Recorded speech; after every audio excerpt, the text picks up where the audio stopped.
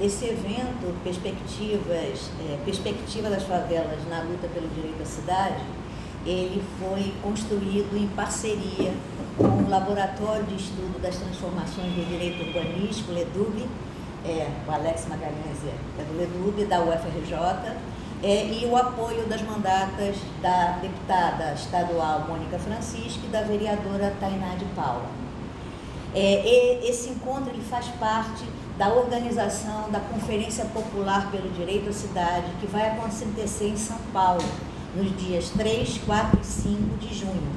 E esses encontros, eles têm como proposta ampliar o debate e a discussão das convergências acerca das experiências recentes, dos erros, dos acertos, dos novos horizontes da questão urbana, né? Trazida pelas organizações e pelos movimentos. E também a possibilidade de dar maior visibilidade às resistências e insurgências, né, de quem vive e produz a cidade, né, e somar esforços na construção de uma sociedade mais plural, mais solidária e mais democrática.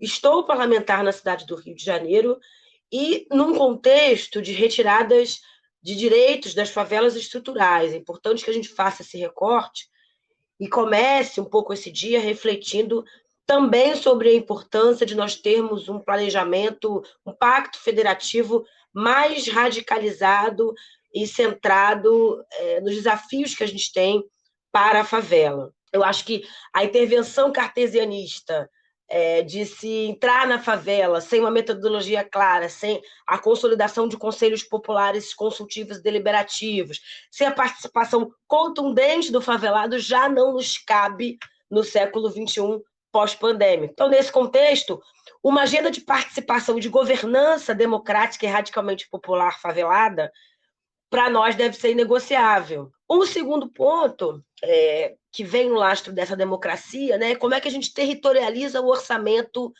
público para a favela. Os orçamentos municipais são ausentes da palavra favela.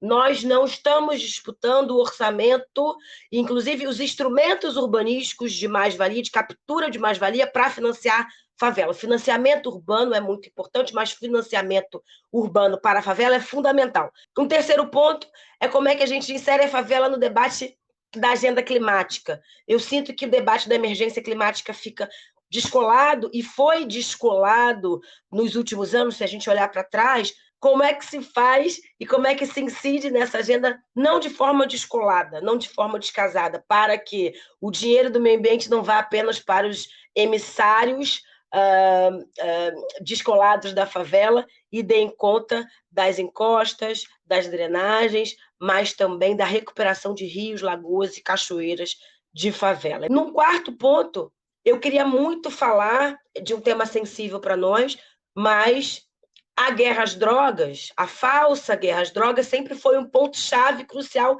de pouquíssima dedicação nossa, dos urbanistas, dos planejadores urbanos, dos ativistas urbanos. E numa quinta chave, numa quinta disputa, é muito importante que a gente dispute a metodologia da intervenção, que a gente parta dos condicionantes de vulnerabilidade. IDH, crise econômica, social-econômica pós-pandemia, quais favelas têm mais ou menos acesso a emprego e renda, quais favelas têm maior ou menor índice de doenças da pobreza e quais favelas estão em maior ou menor grau de vulnerabilidade a enchentes e crises geotécnicas. Que a gente tenha mais controle social e que a gente consiga construir coletivamente uma metodologia mais humanista e mais próxima da realidade das favelas hoje. E como é que era a favela assim na década de 60, né? A Faférj ela tinha um lema, para vocês entenderem já como o problema já estava dado, que era urbanização sim, remoção nunca. Era o lema da Faférj. Urbanização sim, remoção nunca.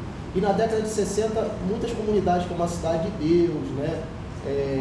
O processo lá da cruzada no Leblon com o conjunto habitacional, as remoções elas vão acontecendo com esse processo que hoje a gente chama de gentrificação, de expulsão das populações mais pobres das áreas centrais. E a história do Rio de Janeiro ela vem sendo usado esse processo de expulsar os povos dos centros, né, cada vez mais para fora dos centros. Nosso principal trabalho, gente, é fundar, regularizar e dar suporte para as associações de moradores.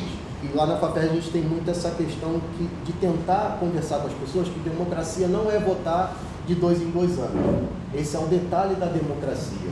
O voto, ele é um detalhe. Essa organização popular que a gente faz no nosso dia a dia, ela é a democracia acontecendo, né? Inclusive usar o direito de associação, que está previsto na Constituição, a gente está exercendo o nosso direito democrático. E uma das coisas que mais pode dar errado numa política pública é a política de cima para baixo.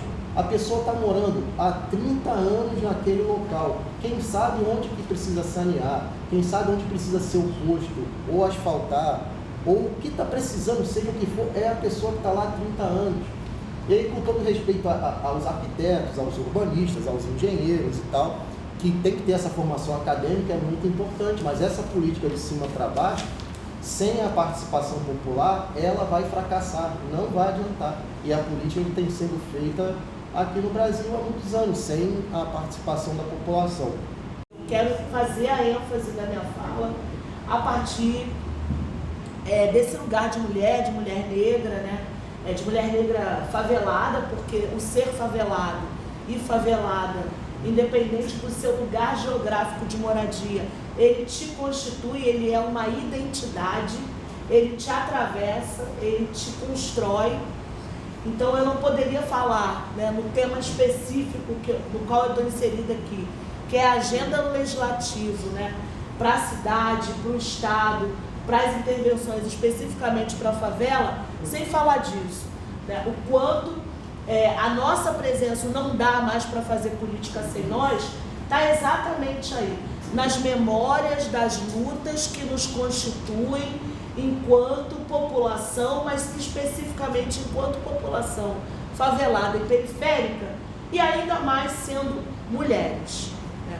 Então acho que a gente não pode fazer um debate de cidade ou um debate de cidades sem fazer um debate interseccionalizado. O que é isso?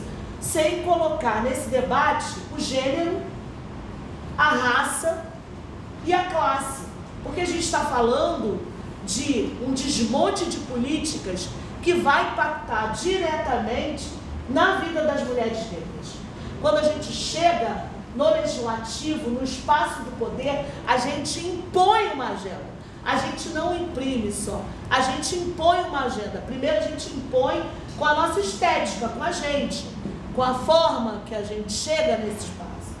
E a gente impõe uma outra lógica, e a gente coloca essa temática. Então, especificamente, né, falando da nossa mandata, a gente vem dissecando o orçamento do Estado como elemento de denúncia da violação do Estado em relação a esses territórios e principalmente o impacto disso na vida das mulheres negras e das juventudes negras. O Estado do Rio de Janeiro, que está, né, atuando com cidades integradas, que é um arremedo de tudo isso que a gente falou, favela bairro, Parque Favelas, Morar Carioca, esse pastiche que é o Cidades Integradas, que tem baixíssima intensidade, aliás, tem zero intensidade de participação popular, né, que a gente vem vendo e assistindo, é uma baixíssima intensidade de participação popular, que tem a ver com o desemprego, com a extrema pobreza, com a falta de alimento, com a insegurança alimentar, com a fome. Os movimentos sociais estão estagnados porque as pessoas estão paralisadas, não tem dinheiro, não tem comida, não tem trabalho. Então você não tem mobilização popular. Isso é um projeto. A elite não quer mudanças. A elite quer se apropriar, inclusive, de algumas mudanças propostas por nós, mas para que ela possa lucrar com isso. Ou a gente tem uma análise mais crítica e uma atuação mais contundente de insurgência mesmo e de insubordinação, ou a gente não consegue transformação. E a gente não vai ser chamado, como chamam quando a gente vai para a rua e há depredações em alguns momentos, nos chamam de quê? De vândalos. Vândalo é a situação em que a gente se encontra. Vândalo é a negação da transformação de que a gente precisa.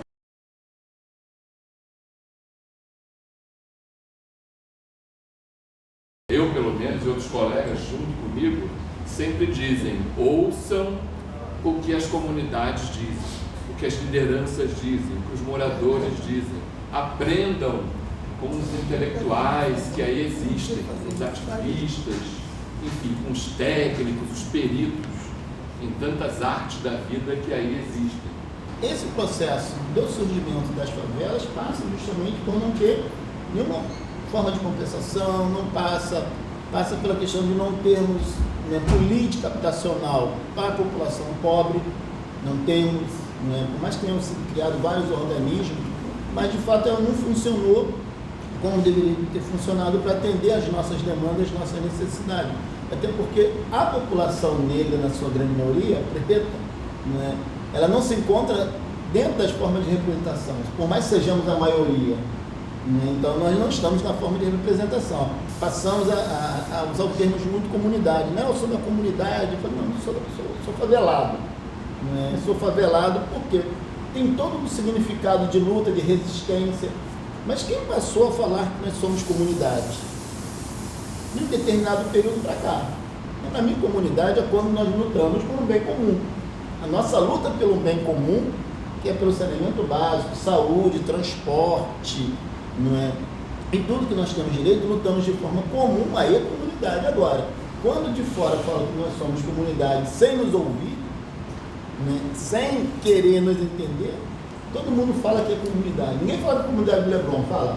Até nisso nós temos que nos reapropriar da palavra favela, porque ela tem um significado muito forte, que é de resistência e luta, porque é do nosso direito, mas nós fomos perdendo também toda essa discussão e fomos deixando de ser levado mais uma vez. O PAC 1, né, que parte desse processo, desse documento, que surge na Rocinha, não é? Isso deu uma possibilidade de implementar o nosso PAC na Rocinha, porque já estava pré-pronto, nesse sentido que foi encaminhado para o Ministério da Cidade, né, quando Cabral, infelizmente, né, foi eleito naquele momento, mas não saiu da forma como nós gostaríamos. Né? Aí o PAC não fez 1 metro de saneamento básico, que sempre foi a nossa luta pelo saneamento básico. Bom, passou o PAC, aí veio Comunidade Cidade. Alguém ouviu falar de Comunidade Cidade? Comunidade Cidade do WW, que tinha 2 bilhões de reais para fazer a da Rocinha. Ele foi, fez toda uma inauguração pomposa, bonita, que ia fazer boulevard, não sei o quê, ia fazer uma toalha de coisa que 100% seria tratar o saneamento. Saiu. Ele saiu. O outro que entrou, né, em junho, quando chegou em outubro para novembro, falou que não tinha dinheiro. Agora que vem outra forma de enganação do povo, que é cidade integrada. Aí se discutiu com os moradores das favelas? Não. Mais uma vez, de cima para baixo, goela abaixo, no sentido que nós temos que aceitar porque estão fazendo para nós como se fosse um favor. E aí tem um outro problema da nossa realidade, que nós temos dificuldade de nós considerarmos cidadãos e cidadãs. Nos colocarmos como cidadãos e cidadãs dentro desse momento é importantíssimo, mas como é que a gente desconstrói essa questão toda que é colocada que alguém vai resolver os seus problemas, não um salvador, né? Então estou sempre colocando a gente como tutelado que alguém vai resolver os nossos problemas, entendendo que nós somos os responsáveis para resolver os nossos problemas, só que não individualmente, como, né, como querem, né? Então é de forma coletiva que eu acredito que nós juntos podemos sair dessa situação, ou melhor, amenizarmos essa situação. Ah, Princesa Isabel, que linda, ela foi lá, fez uma lei áurea, libertou os escravos. É tudo mentira, né? Porque nós já tinha, nosso antepassado já tinha uma luta de não aceitar a escravidão. Mas essa lei áurea, ela tinha que ter vindo assim como é os programas que colocam para gente, com um aparato de coisas, principalmente a reparação desse povo que décadas construiu riquezas, né? E que sai desse processo com luta, não foi com cartinha de lei áurea, com muita luta, e termina sem nada, né? Termina sem emprego, termina sem moradia, sem terra, sem nada. Então, os únicos espaços que restam para nós, na época, é ocupar as favelas, é onde nasce, né? É onde nasce o processo de ocupação, que na época a gente chamava quilombos, né? Somos quilombos ainda, né? Somos quilombos ainda. O programa Minha Casa Minha Vida, ele beneficia, né, as famílias, não, ele beneficia os grandes empreendedores, né, desse tipo de programa, mas acaba não nos beneficiando, porque na realidade ele é para nos beneficiar, mas a forma que ele é feito, né, primeiro já começa perdendo no tamanho, no formato, no material que é usado. Então, assim, é um programa bom?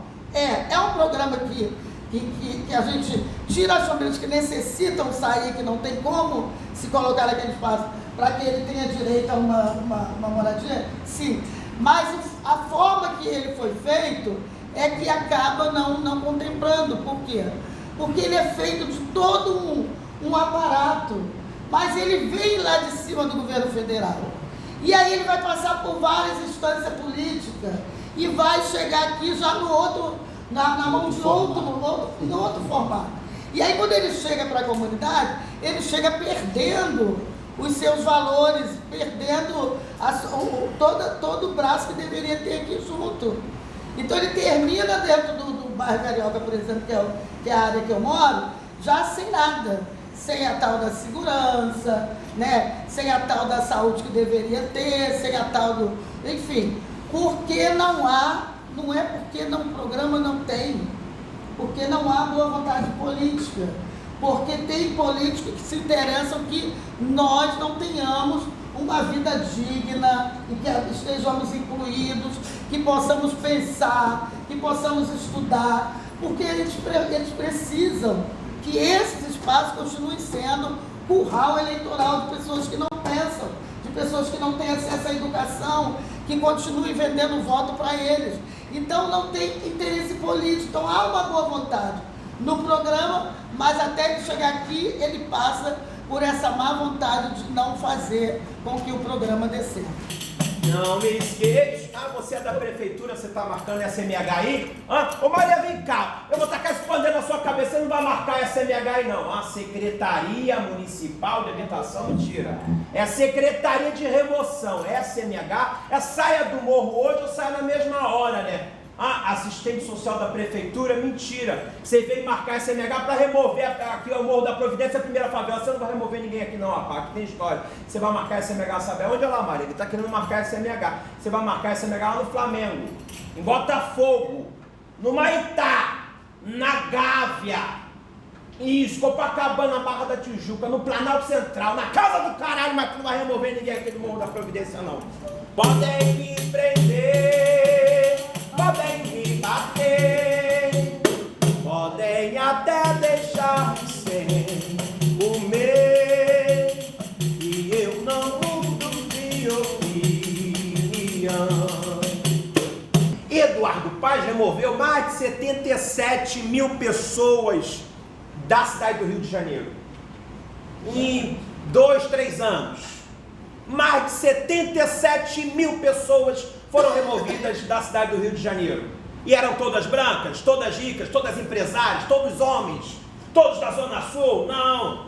Tinha cor, tinha CEP. Tem cor, tem CEP. A gente sabe de onde são essas pessoas. A remoção bateu na minha porta. E graças a Eduardo Paes eu faço essa performance linda, porque talvez se não fosse esse bagulho todo que aconteceu na minha porta, esse fuzuê, eu não estaria aqui com essa performance linda. Alguma coisa boa saiu, mas muita dor saiu disso tudo. Eu tenho vizinhas que já tinham problemas de saúde e que no meio das remoções muita gente morreu. Claro que era por conta da remoção. Você vive 50 anos numa casa ou 100 anos, a sua família vive lá e você fica sabendo que a sua história vai acabar. A gente é a favela do Pinto, do Pasmado, que escolas de samba acabaram, blocos de samba acabaram, famílias se dividiram, um foi lá para a Zona Oeste, outro foi para a Cidade Alta, outro foi para não sei para onde, que a gente foi acabando com as histórias, com as vidas, com a memória do território, com tudo que se construía no território por conta das emoções. Mas que não tem educação, não tem formação nenhuma, não consegue entrar no mercado de trabalho, não consegue manter o seu imóvel porque tem que pagar luz, tem que pagar, enfim. E aí ele não consegue emprego e nem condição para se manter naquele lugar. O programa tinha uma proposta de justamente fazer esse trabalho com esse morador. O que acontece? Dentro do bairro Carioca, as pessoas estão vendendo seus apartamentos e ocupando outro lugar embaixo do viaduto.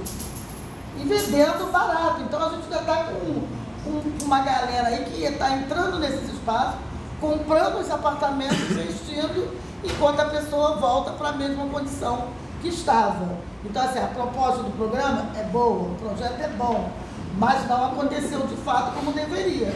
Se acontecer como deveria, a gente entrar nessa questão do viés da segurança, né, que eu não sei como que a gente vai fazer, né, esse processo ainda, porque o negócio está cada vez maior e assustador, é retomar esse território e fazer com que o programa aconteça de fato, dando inclusive a oportunidade de inclusão dessas pessoas para que eles consigam se manter em seus imóveis. Porque na realidade a gente não precisa de intervenção, a gente precisa de reparação. Reparar o nosso povo que construiu riqueza, e é por isso que o cara fala, eu sou dono da Tijuca inteira, eu tenho 50 casas na Tijuca, porque o nosso antepassado estava construindo para ele ter. Você entendeu? Então a gente precisa de reparação. Quando nós fomos à África do Sul em 2021, foi para brigar por reparação. Mas a gente teve problemas, então a gente brigou pelas políticas afirmativas. O Brasil se comprometeu com a Carta de Durban, com as políticas afirmativas, que são essas de reparar e de colocar e distribuir terras e tal. E não dessas intervenções politiqueiras que eles fazem para poder garantir mais uma eleição. Nenhum governo dá continuidade ao que o outro começou. Na verdade, isso é uma política. Não dar continuidade, não é uma forma de política. A ausência é uma política. Então, nós estamos falando aqui de ausência, nós estamos falando de política da ausência. A política da descontinuidade. Por quê?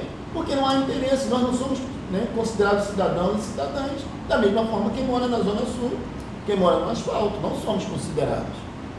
E é aí que eu vejo que a importância das memórias, das histórias, porque os nossos antepassados lutaram muito.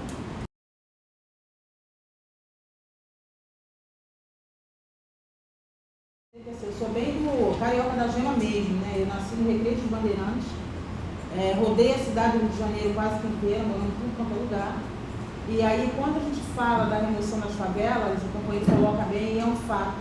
Né? Hoje eu fico me perguntando, que eu vejo muitas das vezes eles colocam como se o Vila Autódromo não fosse só ela que tivesse um processo de remoção muito grande. Mas na época da construção do Rio Centro, já houve um processo de remoção, onde nós fomos parar. Eu era pequena, mas eu me lembro da história, porque foi uma época que marcou muito a gente quando criança, principalmente a minha pessoa. Que nós saímos removidos do local. A única coisa que meu pai tirou da casa foi uma televisão, porque o restante eles levaram de qualquer maneira. E nós fomos retirados dentro do carro, um ônibus do Exército. Então isso para mim ficou muito marcado na minha vida. Né? Porque a gente vivia, tinha a nossa vida ali, a escola era ali, a gente ia para o colégio andando, caminhando, o posto de saúde era ali, o meu pai trabalhava, que era pedreiro, trabalhava por ali. E com esse processo da remoção, da retirada da gente para esse local Campo Grande e depois direto para Santa Cruz, isso mexeu muito com a família. Na hora do almoço eu comentei com o companheiro aqui, que está de camisa lilás, eu falei para ele qual é o que causou na nossa vida, né, da gente ter perdido uma eleição para presidente no último mandato. Nós esquecemos o trabalho de casa, nós abandonamos o nosso trabalho de casa. Eu costumo dizer que assim, as associações de moradores, elas começam a morrer quando lá no governo do Garotinho, lá quando foi feito o processo de ir para as comunidades, para fazer acordo, para ganhar a eleição, ali começa um processo, principalmente de Jacarepaguá, muito dolorido. A gente começa a perder as associações de moradores, né? Começa a perder ali por quê? Porque tem um poder maior que manda. Então, por isso, a gente busca um outro caminho, que é criar uma cooperativa. Que aí a gente já está com experiência aí vinda pela Fundação Beto Rubião, pela União Nacional de São Paulo, uma experiência que a gente foi buscar no Uruguai, a gente começa a juntar isso e pensar, nós não queremos uma pessoa que chegue aqui e que diga para mim o que eu quero fazer. Eu posso falar por mim, então eu não quero uma pessoa que bote uma pasta debaixo do braço e ela decida a minha vida. Eu quero decidir coletivamente, por isso não defendemos a autogestão. O meu retorno, né, há uma onda hoje em Jacarepaguá, da perda, né, dos espaços que são dos espaços coletivos, né? Porque cada projeto a gente tem centro comunitário, onde se faz a discussão, dá continuidade de trabalho. E hoje, com esse processo que a gente vem vivenciando a nível de Rio de Janeiro, e a nível de Brasil, aliás, e a nível de Rio de Janeiro, e principalmente Jacarepaguá, Zona Oeste, que é muito complicado, que é a questão das milícias, hoje nós estamos sofrendo a todo momento. E eu acho assim, que nós estamos num momento agora que a gente precisa estar pensando, não estou dizendo que estou obrigado a sair criando cooperativa de qualquer maneira, de tudo quanto é canto. Mas eu acho que essa é uma das alternativas. Porque a gente consegue fazer um trabalho de base, a gente consegue trabalhar a comunidade, a gente consegue trabalhar junto, consegue ver o que tem de produção naquele lugar, o que as mulheres estão construindo. A parte mais alta é a que mais me preocupa, que onde é a maior carência. As pessoas não têm luz, é poste caindo, é tudo. Aí agora começamos a fazer um trabalho, todo mundo tirando mais uma vez para essa área, que é muito necessitada. Eu gostaria de saber, assim, que houve uma favela barril lá, mas não terminou. E nós acabou a favela barril.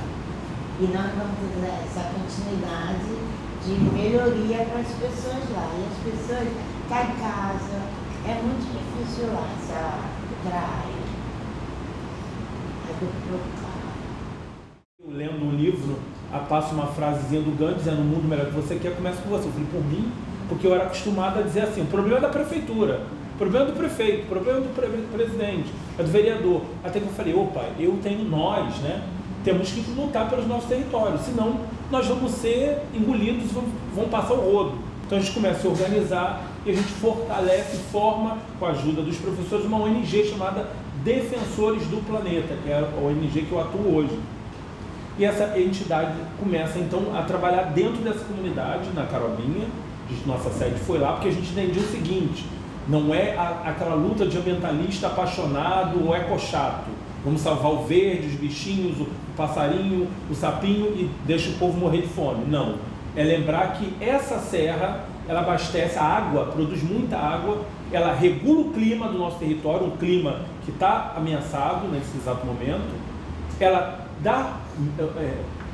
proporciona o microclima do território, ela dá frutos, muita gente comia, muita manga, muita coisa lá. Nós temos a produção verde ainda da agroecologia no território pulsante, é esse território que eu falo. É bom lembrar vocês que ele era o maior produtor da cidade. O Mendanha chegou a produzir 1 tonelada de chuchu. O Mendanha ainda produz muito, só que é uma cidade que vira as costas para esse território. É uma cidade que no plano diretor diz que é uma cidade urbana, abnegando os nossos grandes guerreiros que põem nas nossas mesas os nossos alimentos do dia a dia, que estão lá abandonados na Serra do Mendanha, que estão lá abandonados na Serra do Rio da Prata, no maciço da Pedra Branca, que estão lá em Santa Cruz, a comunidade de japoneses que produz o aipim de Santa Cruz, que estão lá em Guaratiba produzindo muito, muito. E muitos desses produtos vão parar na mesa da Madame na Barra da Tijuca ou em Ipanema, nas feiras orgânicas, porque os nossos moradores não tem como pagar por essa produção. Há 20 anos, essa Zona Oeste que eu falo para vocês, ela sofre de uma coisa chamada racismo ambiental. Essa cidade, esse estado insiste em colocar a gente numa posição de zona de sacrifício. Chega-se com um outro canto da sereia dizendo: não, a gente vai atrair riquezas agora, vamos ter um desenvolvimento, estamos trazendo uma grande empresa que foi negada no Chile, no Maranhão, na Croácia, que é a TKCSA, uma empresa do grupo ThyssenKrupp, alemão, que fica fixada exatamente nas margens da Baía de Sepetiba, destruiu 10 mil metros quadrados de manguezal, mudou o curso de um rio. Parece até que essa é uma cidade que não tem leis, né? A gente está falando de um país que não tem uma legislação. Aliás, eu trago para você essa informação: a legislação mais rígida do mundo é a nossa ambiental, só não é cumprida, é para gringo ver. E, por último, ela colocou 2 termoelétricas dentro da empresa que lança até hoje na nossa cidade, onde vocês sabem disso, ela é responsável por emitir mais de 70% de gases de efeito estufa. E se não fosse muito, essa empresa tem um problema na sua cearia e vaza, não sei se vocês lembram disso, uma chuva de prata, esse pozinho aqui, ó, Isso até hoje continua caindo na casa dos moradores de Santa Cruz e agora se esplanando até Campo Grande. É um pozinho, depois quem quiser ver, ele cai sobre as plantas, sobre a casa, os móveis, a tua casa fica linda, parecendo carnaval, purpurina. Só que não seria trágico se não fosse cômico. Isso entra no seu nariz, isso dá câncer, dá problema respiratório, isso está matando a nossa população. A gente descobriu agora, Sandra, um aquífero que vai perto da minha casa em Campo Grande até Guaratiba. E é justamente onde o plano diretor dessa cidade não quer salvaguardar esse aquífero limpo, de água limpa, está aflorando já. Quer colocar em cima desse território mais Minha Casa Minha Vida. Ora, Minha Casa Minha Vida aqui na Zona Oeste, ele é tomado e comandado pela milícia. Minha prima foi expulsa. Ela ficou feliz num dia, comemorou, levou os móveis no outro, pode sair. Já tem dono. Como assim? É essa a realidade. Então, a descontinuidade nesses programas assistenciais da prefeitura é que eles vão lá, fazem um programa lindo, constrói o Minha Casa Minha Vida e diz tudo, tem espaço para reciclagem, mas não tem reciclagem. É o Minha Casa lindo, mas o esgoto é jogado dentro da Baía de Sepetiba. A educação, vamos falar da educação. A cidade disse que ampliou a construção de escolas. Nós temos 10 escolas paradas desde a primeira gestão do Eduardo Paz. E tivemos o maior abandono na gestão Crivella. E o prefeito que foi eleito lá, dizendo que retomaria tudo isso, até agora, acho que ele está lembrando da Barra da Tijuca. Porque de lá, de repente, só vai a passeio. A associação de moradores, que eu me lembro bem, eu ficava intrigada com aquilo, eu via cada associação que entrava ao PP, a gente via lá, né, os dirigentes da associação batendo palma e dizendo, graças a Deus, agora a comunidade vai caminhar tranquila, que não sei o que, porque tinha o tráfico. Aí o que aconteceu com isso? Hoje a gente tem a milícia implantada, que hoje ela vai lá, a polícia, que é a milícia, entra lá, compra, dá mão do tráfico, e daqui a pouco o tráfico vai lá e compra, e fica esse jogo, compra pra lá e compra pra cá. Eu não sei se cada área atua da mesma forma, o Jacarepaguá está atuando assim. Um mês está na mão de um, outro mês está na mão de outro, mas quando você bota no balaio, é todo mundo igual. Né? No mesmo time. E uma coisa que a gente está percebendo também é que, por exemplo, quando o tráfico volta, ele está fazendo a mesma coisa, porque ele está dizendo o seguinte, se você pagou para mim, você tem que pagar para mim também. Os nossos filhos que gostam de um único baile que tem é o baile funk, que poderia se ir, hoje, quando tem o baile da milícia, que os meninos vão, aí quando é da bandido, o menino não vai. Eles vão buscar em casa. Então você vai. Ah, você vai.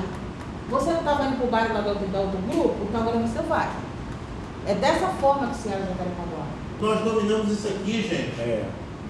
Dessa reunião tem que ser uma rede. Gostei da proposta. Dessa reunião tem que sair um encontro virtual. Perfeito. Tem que sair um encontro local. E novos encontros. Tem que sair uma força. Nós temos que materializar um espírito comunitário, que esse espírito vai bater em cada lugar. Perfeito. É a transformação, gente. E união. E união. Nós estamos no ano de 6. Obará, plantar. Próximo ano é 7. Exu e Ogum, caminhar. Então vamos embora, gente. Não dá. Gostei da proposta. Vamos caminhar. Acho que ele quer fazer.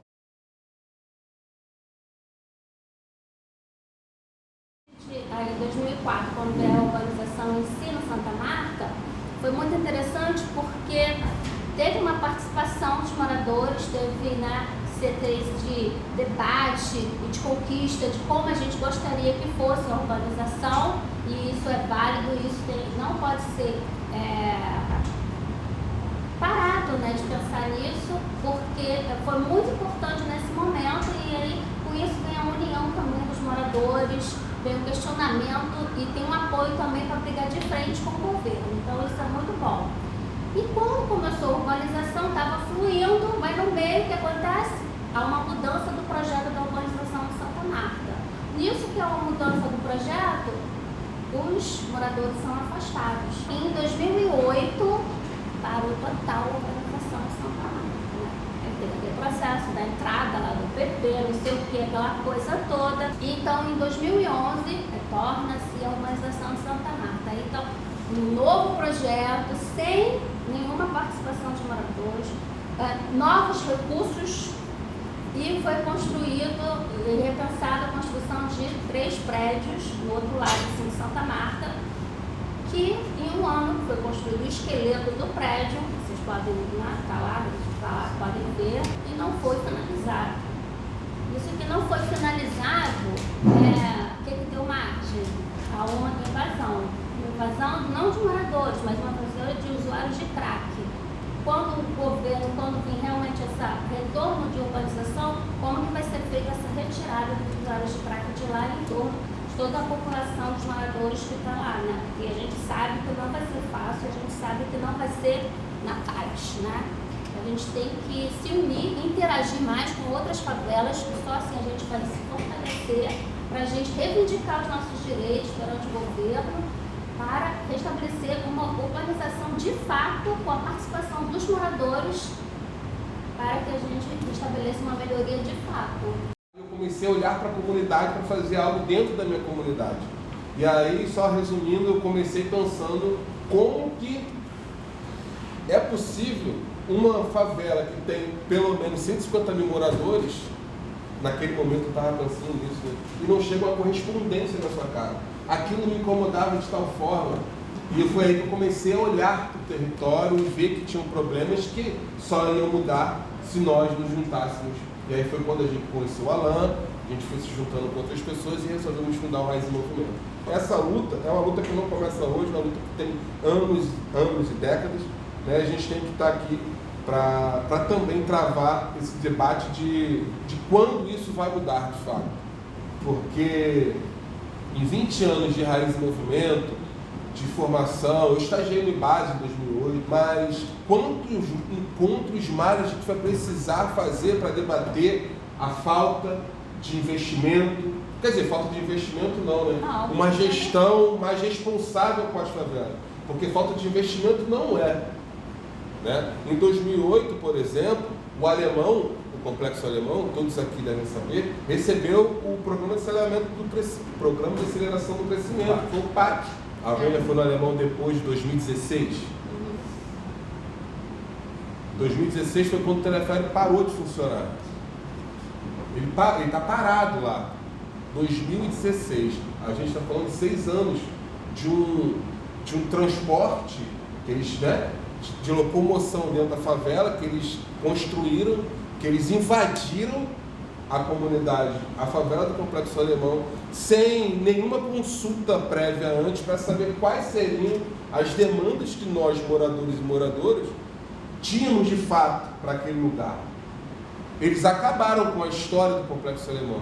Então a gente fez um trabalho com as organizações locais, com comerciantes que estavam sendo expulsos, vou chamar assim, expulsos dos seus locais. A gente começou a reunir essas pessoas dentro desse comitê e construímos um documento, um dossiê que atravessava os interesses nossos em diversas áreas das políticas públicas, desde arte à saúde, né? Entregamos ao poder público, entregamos à imprensa. Esse foi o primeiro passo de organização para, de fato, a gente mostrar o poder que a comunidade tem. A comunidade ela não tem que ser só a receptora daquele processo, ela tem que fazer parte daquele processo. Claro que é uma utopia a gente envolver o Complexo Alemão inteiro, ou o Complexo Tamaré, ou o Borel, ou qualquer outra favela. Isso raramente vai acontecer, sabe? Mas a gente precisa ir naqueles e naquelas que estão com essa ânsia de mudança. O Branco na Laje é um coletivo que se preocupou primeiramente em agregar outros jovens de favela nesse debate, nesse diálogo sobre direito à cidade, né? Então a gente se considera isso e fala isso, né? Nós somos os primeiros universitários das nossas famílias, os primeiros jovens que entraram na universidade, que acessaram a educação pública. Isso pra gente serviu, assim, né? Pra gente pensar os nossos projetos, os nossos programas. Hoje a gente tem pré-vestibular comunitário em parceria com o Colégio HMTA, também na Tijuca. E a gente faz ações, né, em que a gente consegue dialogar com a juventude para falar sobre as questões que atravessam, né, a negritude, gênero e a cidade. Então eu acho que a gente pensar de uma forma integrada, né, das secretarias municipais, dos governos estaduais, federais, assim como foi o PAC. E junto, claro, com a população, com conselhos, dialogando, eu acho que é possível construir uma urbanização que ela seja efetiva para os moradores e que tenha esse viés social de desenvolvimento local das pessoas. Quando eu era pequena, eu sempre perguntava ao meu pai, por que chama beira-mar? Aqui não tem praia. Tem praia, por que é beira-mar? Quando a gente vai pra praia, a gente não vai no beira-mar. E aí é loucura, né? Porque de fato tem o mar ali, né? Tem a Baía de Guanabara. Só que o racismo ambiental nos fez o quê? Transformar aquilo ali num território, né, que é totalmente inutilizável para nossa população. Sem o racismo ambiental, eu estaria próximo ali, né, de uma área de lazer andando 10 minutos da minha casa. Né? E nós não temos esse acesso por causa do racismo ambiental. A gente, na militância lá do Movimento Caxias, a gente passou muito a atender muitas demandas do território.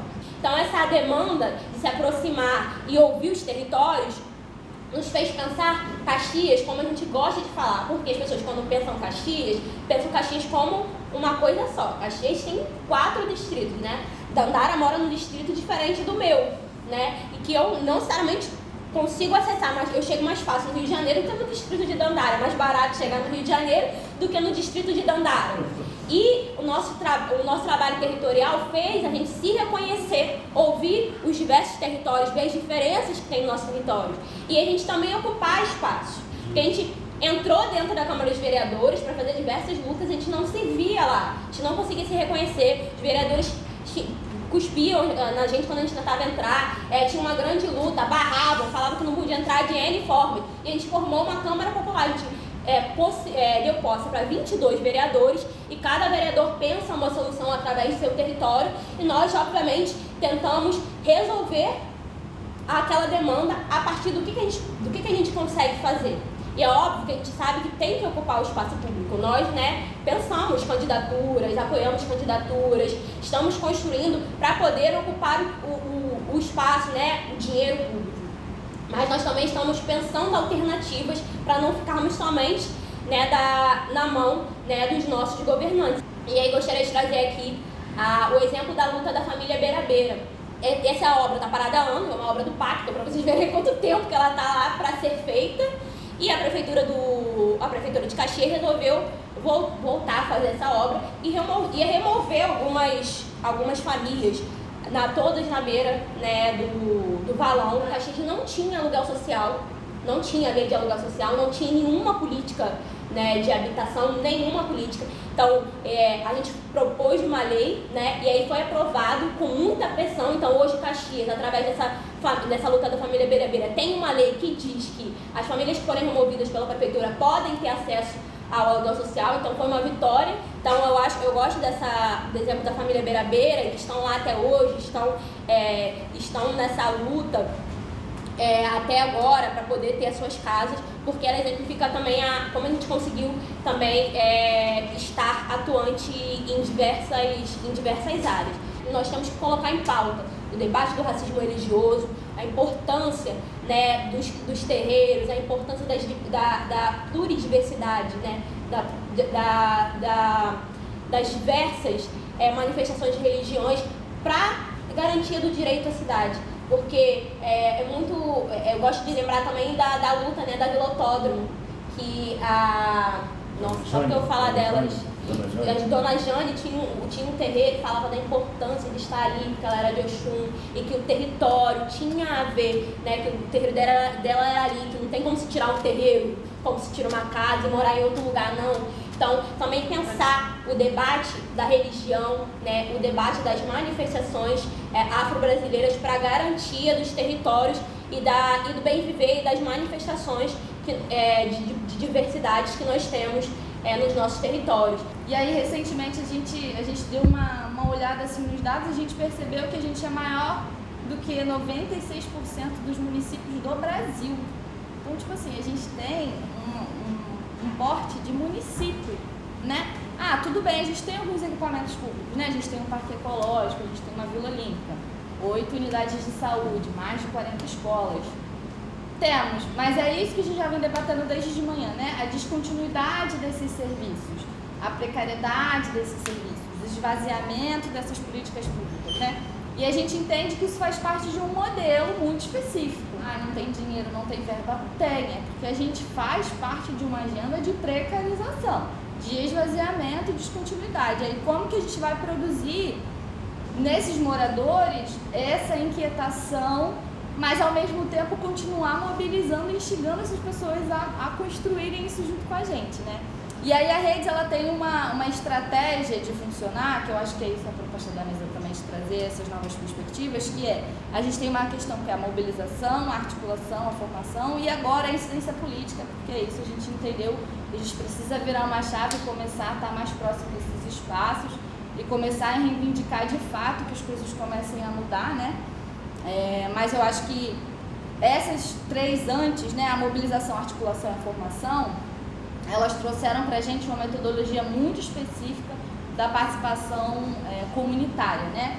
É saber ouvir as demandas da comunidade para que a gente possa, de fato, trabalhar a partir de questões que o próprio morador traz, né? Como que a gente produz essa inquietação do morador para que ele possa ir com a gente junto, mobilizar, articular os atores que precisam articular para a gente poder fazer alguma coisa.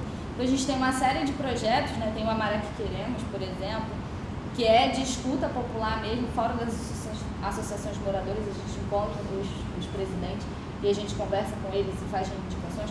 A própria conferência, né, a gente fez um evento preparatório dentro da Maré, com os estudantes da Maré, que foi um sucesso, foi maravilhoso, tem mais de 100 pessoas, foi uma loucura. E aí a gente pensa muito a questão do que é conscientizar e o que é sensibilizar, né? Conscientizar, tomar consciência de algum problema.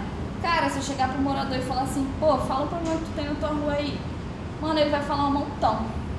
Agora, você criar uma energia para poder entender que a gente pode reivindicar que aquele problema não exista mais, aí é outra parada. E aí a gente chama isso de sensibilização. A gente não tem que dar consciência para alguém. A pessoa já sabe, cara. Ela tem um sofá velho na casa dela, como que ela vai jogar fora? Onde que ela bota? Ela vai botar lá na beira da Baía de Guanabara, porque tem vários lá.